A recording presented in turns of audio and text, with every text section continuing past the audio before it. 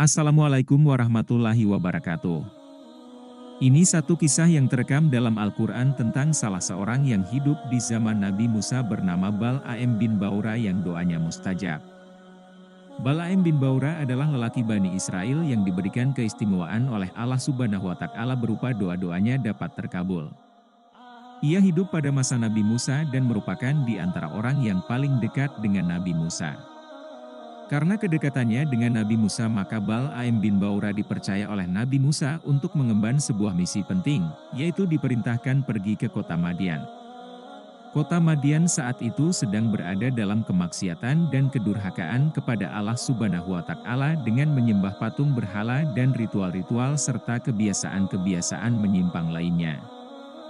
Bal'am bin Baura oleh Nabi Musa disuruh menyampaikan kepada penguasa Madian bahwa Nabi Musa dan orang-orangnya akan pergi masuk ke Madian, seizin atau tanpa seizin penguasa Madian. Sesampai di hadapan penguasa Madian, ada hal berbeda pada diri Bal'am bin Baura. Ia tampak terkesima oleh pesona Madian dan keindahan istananya. Penguasa Madian menangkap rasa takjub pada diri Bal'am bin Baura. Oleh karena itu penguasa Madian menawarkan isi Madian akan kemewahan dan kesenangan yang sangat menarik kepada Bal'am bin Baura dari harta, wanita, dan tahta. Bal'am mantap menerima semua tawaran tersebut dan melupakan Nabi Musa. Setelah menikmati berbagai kemewahan dan kesenangan Madian, Bal'am bin Baura diminta oleh penguasa untuk membendung dan mengusir Nabi Musa dan orang-orangnya yang hendak masuk ke Madian. Menurut sang penguasa kota, Nabi Musa masuk ke Madian bertujuan memporak-porandakan segala kemewahan dan kemolekan Madian serta menghancurkan kotanya. Sebagai pemilik doa-doa mustajab, maka dengan tanpa berpikir lama Bal'am bin Baura mengiyakan perintah sang penguasa. Malam hari saat penduduk Madian tenggelam dalam lelap, Bal'am bin Baura bangun dan menengadah kepada Tuhannya, Allah Subhanahu wa Ta'ala.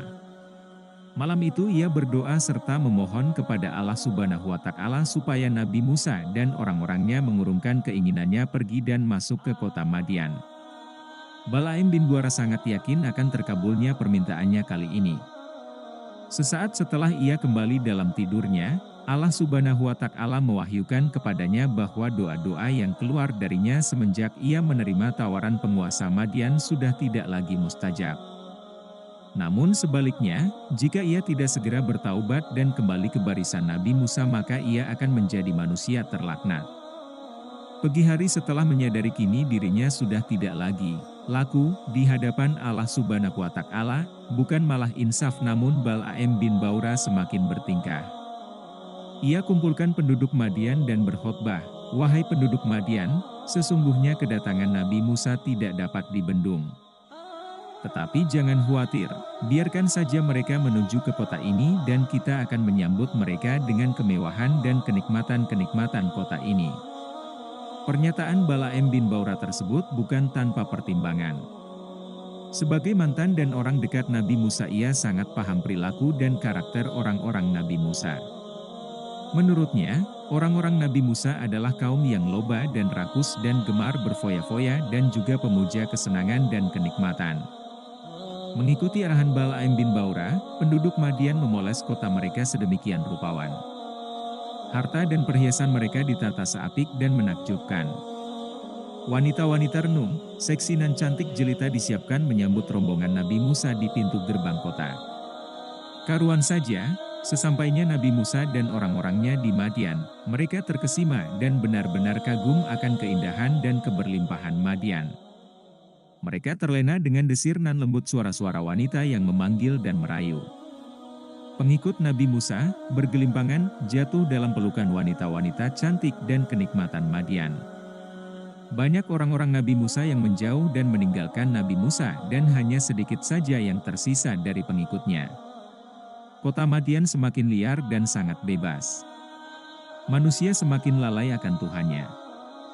Bal'am bin Baura sukses melumpuhkan Nabi Musa dan pengikutnya. Seruan Nabi Musa supaya mereka kembali ke jalan Allah Subhanahu wa Ta'ala dianggap angin lalu. Penduduk Madian benar-benar tenggelam dalam kemaksiatan yang kian merajalela. Maka atas kedurhakaan penduduk Madian ini Allah Subhanahu wa Ta'ala kirim kepada mereka penyakit Taun. Akibat penyakit ini penduduk Madian berguguran dan hanya sedikit dari mereka yang selamat dan kembali kepada Nabi Musa. Atas perbuatannya ini Balaam bin Baura dicatat dalam Al-Quran sebagai manusia laknat. Ia disebut seperti anjing yang menggonggong sebagaimana dalam surat Al-Araf ayat 174-177. Hal ini tidak lain karena ia sudah disadarkan oleh Allah Subhanahu wa Ta'ala dan diberi kesempatan untuk bertaubat melalui wahyu dalam mimpinya. Namun ia memilih menentang dan menolak hidayahnya. Bahkan menciptakan kerusakan yang lebih besar dengan memprovokasi orang-orang agar mengikuti jalannya.